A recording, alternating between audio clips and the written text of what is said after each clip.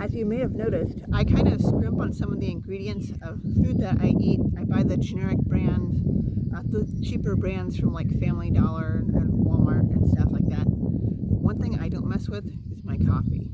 Let me show you my system.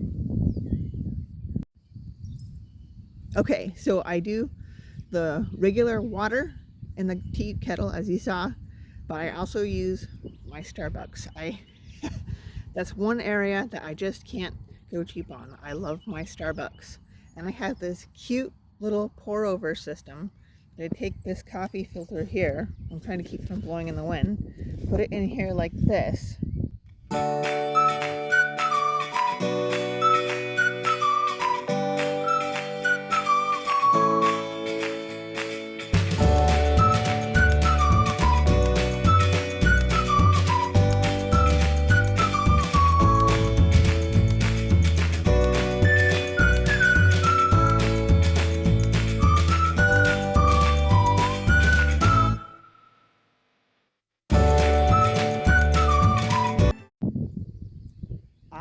Coffee in hand, ready to face the morning. See you next time.